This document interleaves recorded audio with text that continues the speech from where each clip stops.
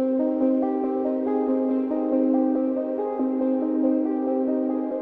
the three-eye atlas defied all comet-like behavior as it streaks through our solar system?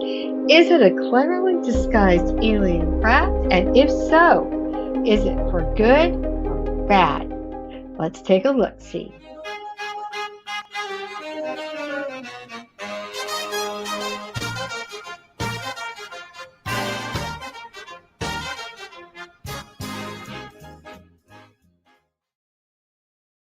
This cosmic traveler from beyond our solar system streaks into view, catching our astronomers off guard. Three-Eye Atlas, the third confirmed interstellar object ever spotted, picked up by NASA's Atlas telescopes in Chile just weeks ago.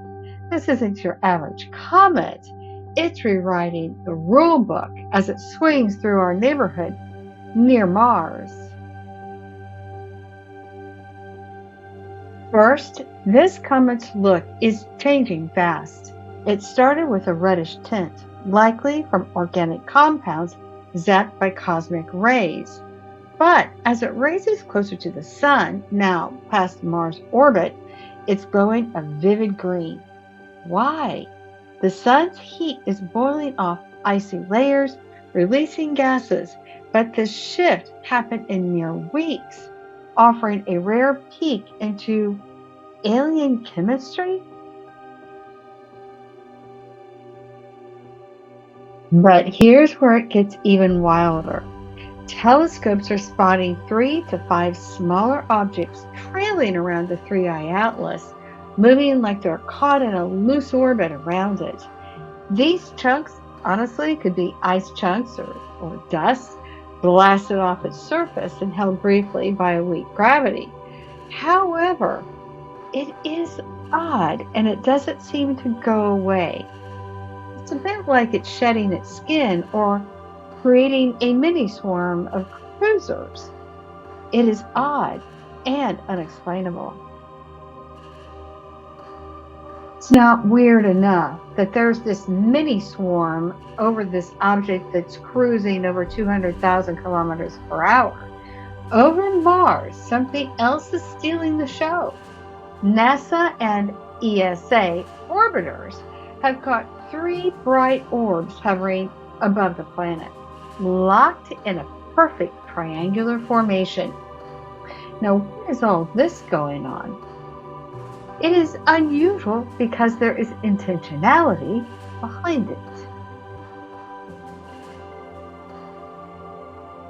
When astronomers thought it was weird, then the unexpected happened. Yep, the Three-Eye Atlas just pulled a sharp turn. Its trajectory has bent, bringing it closer to Mars, now just 30 million kilometers away. And by early October, oh, what are we going to see? In the speed, it's slowing down. Radar data shows the Three-Eye Atlas losing velocity as it climbs out of the Sun's gravity, well post its inner system swing.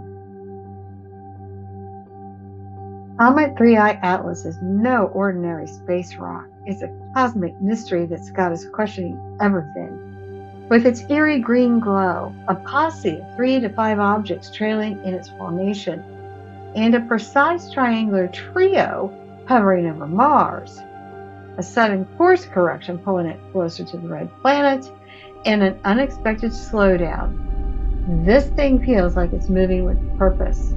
It's no ordinary comet, so what is this alien thing? Is it a craft with intentions we can't yet grasp? You know what this is? Time to remote view. Before we go any further, let's elevate your journey, personal and cosmic. Meet your must-have companion, the Energy Healing Map at mdhmap.com. Perfect for beginners and pros, it's your guide to clearing trapped emotional energies like ancestral or past life baggage, aligning your vibration with your goals. Imagine releasing old vibes to unlock new skills like remote viewing. With a clear energy field, you'll tap into the unseen. mdhmap.com helps you heal, grow, and explore your universe. Grab your energy healing map today, clear the past energies, and align your vibe and see what's out there. Visit mdhmap.com now. I am so impressed with this website, how well you've done it. You know, I worked in analytics, IT systems before, and I'm thinking, wow, this is a lot of work. And the navigation and to know and just the whole mapping, you must be a very analytical person because this is so well done. I love it. Thank you. Right, superhumans, you know what to do. Close your eyes, take a deep breath, and listen to the story as it unfolds. When we ask each question, does your body feel light or does it feel tight? Light is yes, and tight is no. You are superhuman, and your subconscious mind will never lie to you. And what we'd love for you to do is leave a comment. We want to know what you're picking up. You could be wrong. All right, let's get into it. All right, everybody, we are ready to get the results of our remote view. And with me is Christina. How you doing? I'm doing good, Sally. How are you? Doing good. So, did you have any surprises looking at the 3i Atlas? Yes, I did. And it was a little bit of a shock. As it always is, isn't it? Right. You think you're going to go one way and it takes Yeah. you in an entirely different way. And you're Yep. like, what? I'm like, oh, okay. I sometimes I get arguing. It's like, because you do get invested with what you think it is. Mm-hmm. And I always say you've got to really divest yourself of the emotions of it. But I think in this time I really wanted it to be one thing and I got something else. And so I was like, oh, that's it. I'm putting it down, walking away because I just know I'm overriding it with something, And then I would come back and do it again. Got the Right. same answer. So I know that's when you're just like, well, I guess okay. I guess it is what it is. Yeah. So here we go. All right, we have 5 questions we're going to go through. I will go ahead and read off our first question, and you can tell me what you got. I'll let you know what I got. So,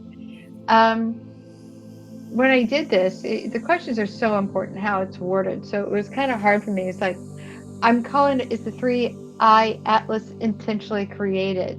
But when I got to that, the universe may not be calling it Atlas. And if you remember, Dolores Cannon said, when you're tuning into people who are healing, you don't ask the question, does the person have cancer? Because the subconscious mind or the higher self doesn't recognize the terminology. Right. And so I was like, wow, we got to really do that here. So, I'm focused on what we call the 3i Atlas. Was it intentionally created? And what did you get? I got that it was intentionally created for sure. Yeah, I did too. I love it. This is fun. So that's where I was like, oh, yay, now what? Right. So, next question. Was the directional change due to a natural force or was it intentionally changed? And I actually got yes with that. I did too. I got that there was an intention behind the directional change. Yeah, and to take that one step further, I got that it was actually manipulated by intelligence. Whether it was remotely done or if they're inside the craft. But we'll leave that for the next question. Here we go. One more. Are the living beings on the object? And if they are they controlling its direction? What did you get? I get that there are living beings on the object and they are in control of the direction. Yay. I love it. What people don't know when we're doing these videos is that we look at this independently. But I think that's about the best way we can do it since we're a small group, right? Right. and then we can record it later. All right. Now, this was a fun question, but this is where my heart got broken. I'll just say it right now. The question was, does it hold emissaries, and are they from the Galactic Federation or the Galactic Council? And sad to say, I got no and no. Yeah, I did too, and I was pretty sad too. I wanted that one to be a yes, and yeah, that's just not it. So I'm feeling like they are a carbon-based being, and I was curious what you got with that. I did not ask that, so I really at that when I was doing the remote view, but as I sit here just kind of feeling into it, I feel like they are a carbon-based being. So I would have to agree with what you're saying. I heard somewhere just in passing one day when I was just scrolling through YouTube, there was a channel that were saying there were plasma beings. And I quickly scrolled off of it because I don't want to be led by somebody else. But it just sort of stuck with me, so I did check that. And I got no, they're not plasma beings. I don't know if you checked that or you just feel pretty solid it's a carbon based. I feel really good about the carbon base. I mean, that just feels right to me. So, All right, good deal. All right. We are going on to question number 4. Did they come because they, quote, heard us? And is their intention to make open contact with us Earthlings? What'd you get? yes, they came because they heard us, and their intention is for open contact. Same. No, it's funny how we didn't get really anything that we disagree on this one. Okay, well, that's good. I mean, right. That should make me feel good. You know? Yes, it should.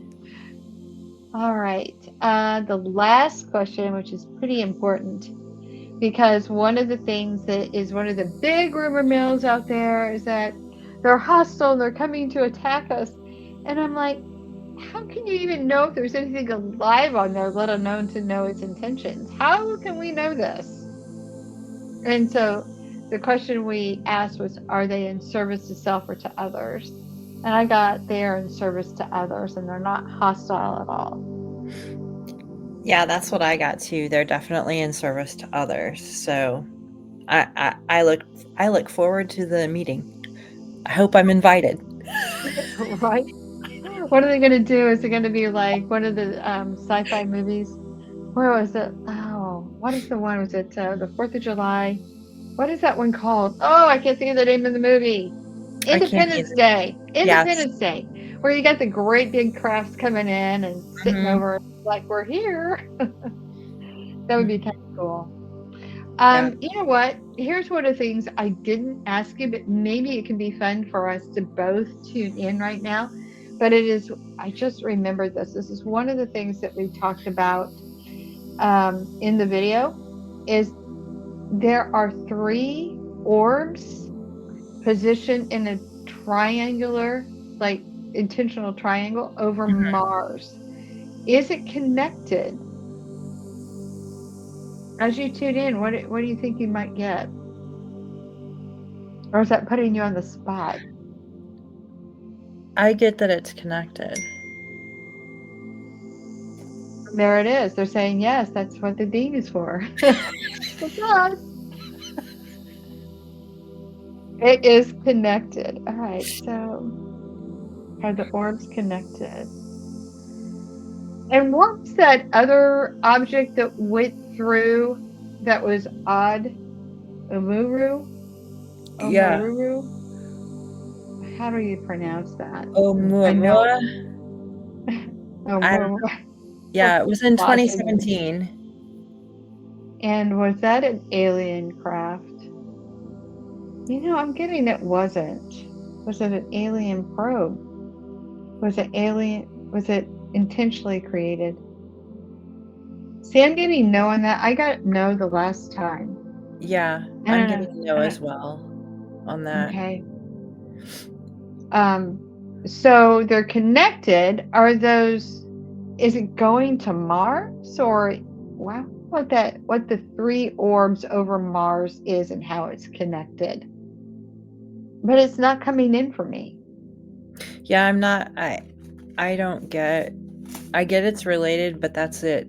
Like, I don't get anything else. Was it like stop here first, see Rock City Maybe. before you get to your destination? It makes you wonder, doesn't it? Right. Well, wasn't in the news just this, I feel like this last week they were talking about like there was like genetic material or like traces of civilization on Well, Mars. Like yeah, there was something. I think they probably have to come out with that because the telescopes are getting pretty powerful. Yeah. And so where the times where they could really hide and obscure this stuff through editing, they're not going to be able to do that at this point.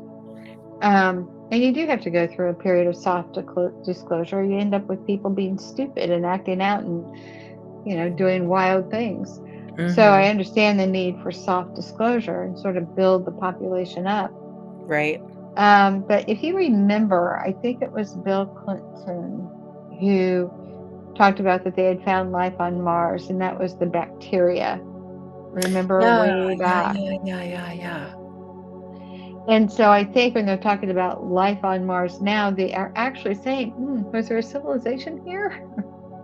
Yeah, that's kind of what I think I'm remembering from last week. It's like, oh, maybe there was a civilization, and I'm like, you don't say. Right?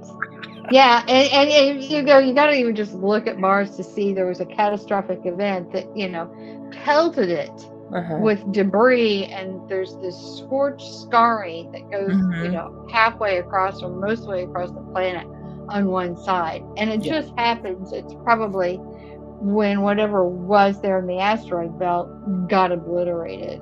We did a remote view on that. There was a planet there of some kind. Yeah. And they're saying, well, there's not enough mass in that debris field to create a planet. Well, it was hit with such force. I'm sure part of it's in the Oort cloud. I think we just assume things too quickly, and we need just to stay open-minded until we have solid answers. Right.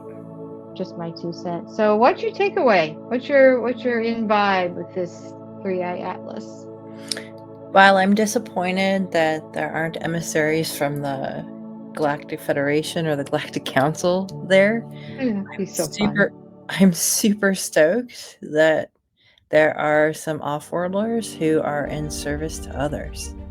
So I'm like really stoked about that. I'm excited. I know. It still plays into, quote, the ascension thing. So that's kind of fun too. But, we're truth seekers. So whether they're in service to others or service to self, we truth seekers, we want to know. We don't want to just buy into the narrative. We want to know.